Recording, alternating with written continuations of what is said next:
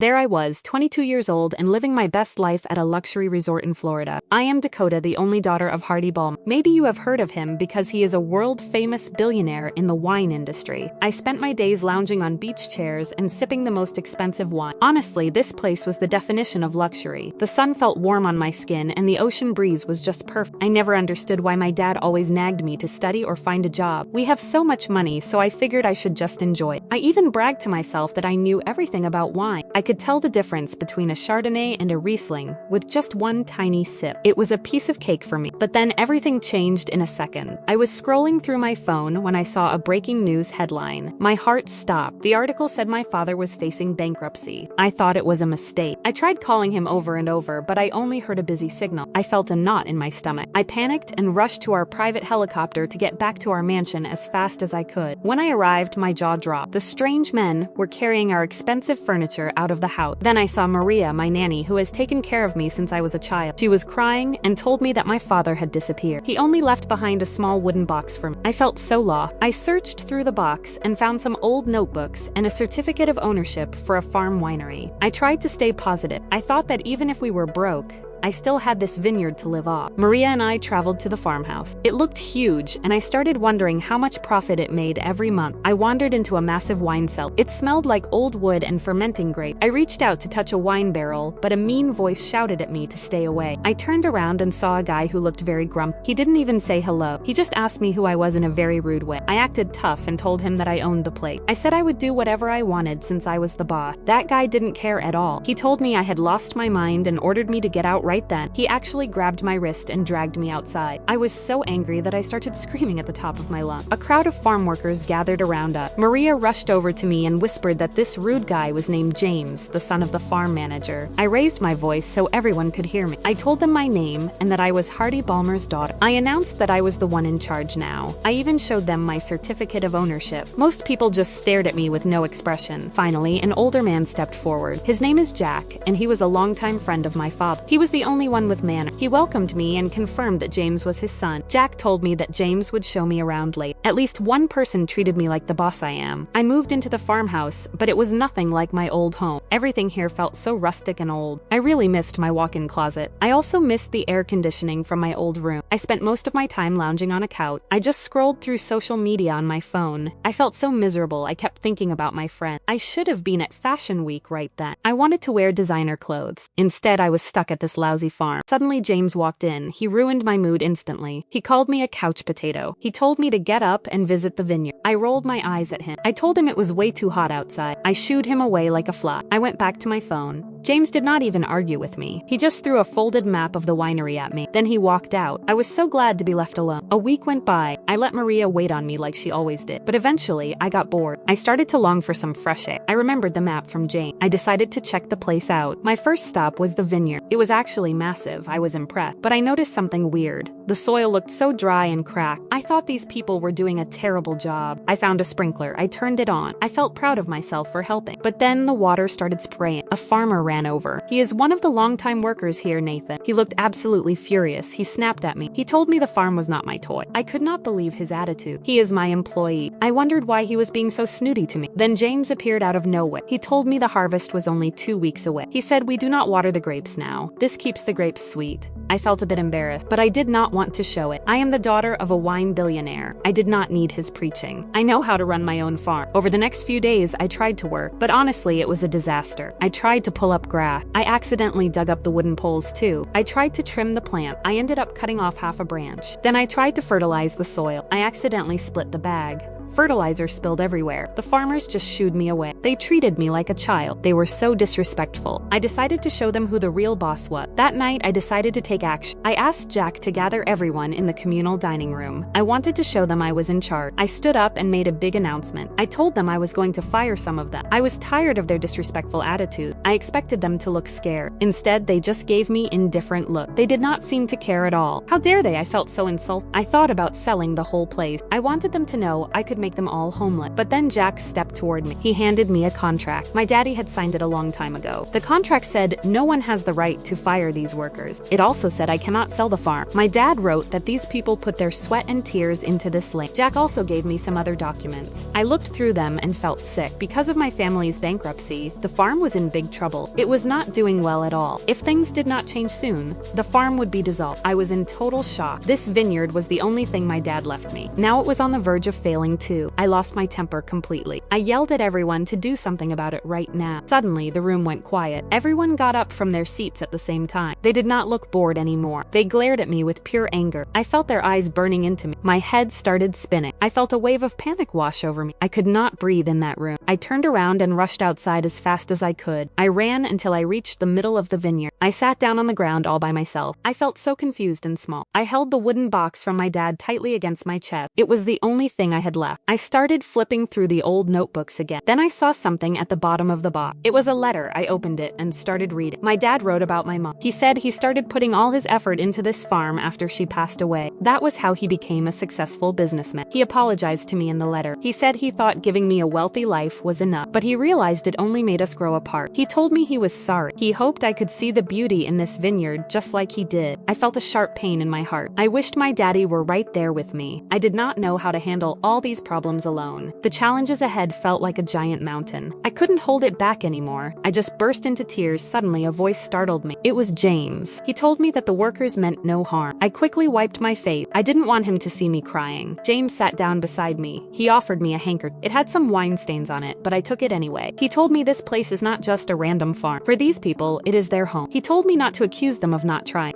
This farm means much more to them than it does to me. I tried to speak, but I could only stutter. I didn't know what to say. James continued. He said this is the time for everyone to stand together. He told me not to let my selfishness ruin the future of the winery. He cared about everyone involved. I really hated his guts before, but in that moment, his words made sense. I realized I had been very neglectful. I had not taken any responsibility for this place. I wiped away my last tear. I looked down at the wooden box. I told James that if this winery was precious to my dad, I wanted to fix it. I wanted to do it for him. James actually smiled gently at me. He put his hand on my shoulder to comfort me. He said it was settled. He promised we would all revive this place together. Then he told me to meet him at the wine cellar at 5 a.m. the next morning. Then he walked away into the dark. The next morning, I woke up before the sun was even out. My eyes were still heavy, but I made it to the wine cellar at 5 a.m. James was already there waiting for me. He explained so many things to me. He talked about how we must control the temperature perfectly. He showed me the complicated process of brewing the wine. As he spoke, memories started rushing back to me. When I was growing up, my dad talked about wine every single night at the dinner table. I used to act like I wasn't listening, but sitting there in the cellar, I realized I actually remembered everything. My dad used to take me to his professional wine tasting sessions too. That was how he found out I had a special gift. I have an amazing sense of smell and very sensitive taste buds. James gave me a few samples to taste. I closed my eyes and focused on the flavors. I could identify every note perfectly. Even James looked impressed. He told me that I was actually born to work in this industry. It felt good to hear that from him. For the first time, I felt like I truly belonged on this farm. But the next step was much harder than I thought. I moved from the cool cellar to the grape sorting table. I spent the whole day there. I tried so hard to memorize all the different types of grapes. I had to learn how to sort them, but I still kept making mistakes. I could not believe how many stages of ripeness there were. Some were too green, some were too soft. My head was spinning. I felt so frustrated with myself. I was about to just give up and walk away. But Karen called me back. She was my instructor for the day. She told me that I had to take it slow. Making good wine takes a lot of time, and we all have to be patient. So I took a deep breath. I told her I would try again. As I worked at the table, I started talking to the other workers. I realized they were actually very friendly people. They did not judge me for my mistake. They even helped me out when I got stuck. I watched how carefully they handled every single grape. It was true what James said. These people really treated this farm like their own home. They cherished every part of it. I started to feel a lot of respect for them. Time passed so quickly. It had been more than 2 weeks. I was out in the vineyard with everyone else. We were all picking the new crop of grapes. The sun was hot on my back, but I didn't mind it anymore. I felt proud to be part of the team. I carried my father's notebook with me everywhere. I read all of his secret tips. I even added a little bit of my own creativity to the process. James and I started working together very closely. We were trying to create a brand new line of wine. I felt so confident about it. I truly believed this new wine would save our winery. A few days later, I was back in the wine cellar. I was checking on our progress. Suddenly, James rushed into the room. He looked very excited, holding a small piece of paper in his hand. He called out my name and told me that this was our big chance. chance. He handed me the leaflet. I looked at it, and my heart started racing. Our town was going to host a big wine festival very soon. There would be a competition for the best wine. This was exactly what we needed. If our winery could win a prize, word would spread fast. We could get so many orders for this season. It was the perfect opportunity to show everyone what we could do. The next morning, I prepared all the paperwork for the King of Wine contest. I drove into town to the register office. While I waited for my interview, I decided to walk around the showroom. There were so many bottles of wine from previous winners. I took a small glass to taste some of them. Each one had such a unique and complex flavor. I closed my eyes for a moment. I really wanted to appreciate the different layers of the wine. But then I suddenly bumped into someone. I looked down and saw red wine splashing all over a man's white shirt. I felt my face turn bright red. I apologized immediately. I felt so clumsy and embarrassed. The man was actually very handsome. He didn't get angry at all. He just grinned at me. He told me it was no big deal. His kindness made me feel even more guilty about the mess. I wanted to ask for his phone number. I really wanted to find a way to make it up to him later. But right at that moment, the organizer called my name. It was time for my interview. I looked away for just a second to acknowledge the call. When I turned back, the handsome man was already gone. He disappeared into the crowd before I could say another word. Anyway, my day turned out to be a real blessing. The interview went very well. Our winery was officially eligible for the contest. I felt so relieved and happy. I decided to treat myself to a nice cup of coffee before heading back to the farm. But when I reached the counter, my heart sank. I searched my pockets but found nothing. I realized I did not have any money on me. I felt so embarrassed in front of the cashier. I stuttered and told her that I forgot my wallet. I was about to walk away with a red face, but then a voice behind me spoke up. A man said he would pay for my coffee. I turned around and gasped.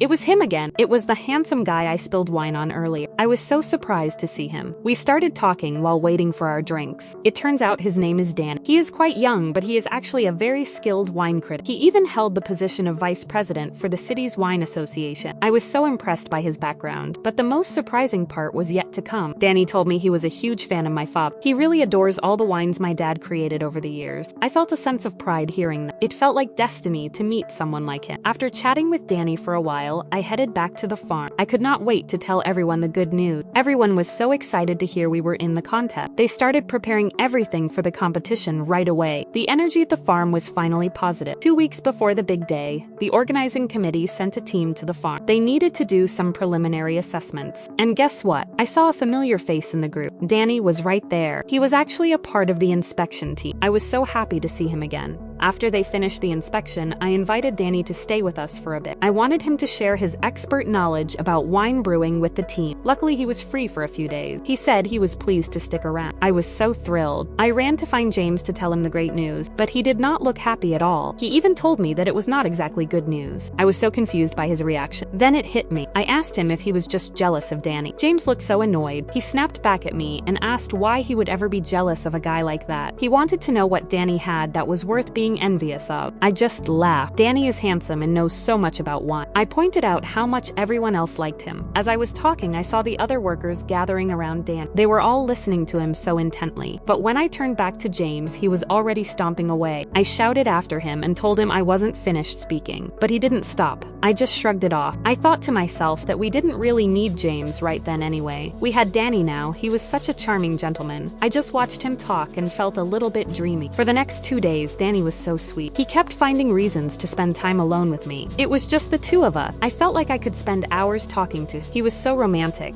We were in the wine cellar, and the atmosphere was just perfect. The air was cool, and it felt very private. Danny looked into my eyes. He told me I was the most special girl he had ever met. I felt my heart skip a beat. We leaned in closer and closer. I thought we were about to kiss, but then the door swung open. It was James. He shouted that it was dinner time. I was so annoyed. James seemed to be doing everything he could to come between us. At the dinner table, he squeezed right into the seat between Danny and me. He claimed it was his favorite spot in the house. Later, Danny and I went for a walk in the vineyard. It was 11 p.m., but there was James again. He said he was just checking the quality of the grapes in the dark. I could not believe it. He was being such a third wheel. He was so cranky and rude to Danny. I didn't understand why he had such a grumpy attitude. After all, Danny was an expert and was only trying to help us. Later that night, I was walking past the kitchen. I stopped when I heard voices inside. It was James and his dad, Jack. I heard Jack ask if they should start now. James answered very quickly. He said they definitely had to start because the big day was coming up. He said they would not make it otherwise. Then he said something that made me freeze. He said I was too busy being all lovey-dovey with that jerk. He told his dad that I didn't need need to know what they were doing. I felt a chill run down my spine. I wondered what they were planning behind my back. Were they keeping secrets from me about my own farm? The very next day, something absolutely horrible happened. Danny and I walked into the wine cellar to check our competition wine, but as soon as we opened the door, it felt like we stepped into a sauna. I shouted out in shock. I wondered why the cellar was so hot. Someone must have tampered with the temperature control. I rushed to the barrels to check the wine. My heart sank. The high heat had destroyed the delicate flavor. The last 2 notes of the wine were gone. It tasted way too sour. I fell to the ground right there. I started sobbing because all our hard work was ruined. Danny tried to comfort me. He hugged me and told me not to worry. He promised to introduce me to some big clients later. Then he said he had to leave to get ready for the competition. I stared at the barrels in deep sorrow, but then I remembered something. My dad once made the same mistake with the heat. He found a way to filter and ferment the wine again to fix the sour taste. I was sure the instructions were in his notebook. I hurried back to my room. I searched through the wooden box, but the notebooks were gone. I felt so betrayed. Someone was definitely messing with me. I immediately thought of the conversation I heard between James and his dad. I was so angry that I went to find him. I didn't even let him speak. I accused him of changing the temperature and stealing my father's notebook. I told him he had been planning to sabotage me all along. James looked confused, but I called him a snake and told him to get out of the house right then. He just gave a defeated nod and left without saying a single word. I went back to my room and sat on my bed. The contest was tomorrow. I had no wine to enter. I picked up my father's letter and felt like a complete loser, but suddenly the door pushed open. It was James. I growled at him to leave me alone. James ignored my words completely. He calmly walked over and poured a glass of wine. He told me I had to try it. I took a sip and my eyes went wide. It actually tasted amazing. James told me it was the new wine I created. He said he stayed up for several nights to fix the sour taste. He wanted us to take it to the contest. I yelped out in joy. I was so happy that I lunged forward and hugged him. James looked so surprised. His face turned as red as a tomato. I laughed a little at his expression, but then I remembered how sketchy he sounded in the kitchen the other night. I quickly let go and calmed down. We didn't have time to wait. We had to hit the road right then to make it to the competition. We finally arrived at the Big King of Wine contest. Our wine stall was a huge hit. So many guests came by to try our wine. Even the judges gave us high praise. Then I saw Danny. He looked completely shocked to see me there with a new bottle. He told me he was surprised that the filtration and fermentation worked so well. He called me talented and wanted to talk about it later. I agreed with a smile, but my mind started racing. I wondered how he knew about that specific technique from my dad's notebook. I decided to follow him quietly. I found him in a hidden corner talking to another man. I couldn't believe my ear. Danny admitted to turning up the heat in the cellar to destroy my wine. He also said he had stolen the notebook. The other man was worried because my wine was a strong rival for his championship. I felt a sharp pain in my chest. I had trusted the wrong person, but I didn't just sit there and cry. I used my phone to record every single word they said. I was going to make him pay. I rushed to the judges and gave them the recording. They immediately paused the contest. They decided to do a blind tasting to make sure everything was fair. They even removed all the labels from the bottle. And guess what? My new wine won the 3rd prize. The money wasn't a fortune, but this prize got us plenty of orders for next year. I walked up to the podium to get my award. I almost fainted when I saw the person handing it to me. It was my dad. I hugged him and cried like a baby. My dad explained everything. He was never actually bankrupt. He had just donated his money to charity. He pretended to lose everything because he wanted me to be independent. He wanted me to learn how to walk on my own 2 feet. I wasn't even mad. I felt so lucky that he gave me the chance to finally grow up. As for Danny, he got exactly what he deserved. He was kicked out of the City Wine Association for his dirty trick. I also found out the truth about that secret conversation with James and his dad. It was actually about him trying to fix the wine. They found the spoiled barrels long before I did. He was working hard to save me while I was busy blaming him. Now this vineyard is my real career. This place is finally my home. The workers are not just employees. They are my family. That even includes James, that cold and cranky guy. We are all so happy now. I learned a very important lesson from all of this. True wealth is not about the money in your bank account or the designer clothes you wear. It is about the hard work you put in and the people who stand by you when things get tough. I finally realized that the beauty of life isn't found in a luxury resort, but in the roots of the land and the sweat of your own brow.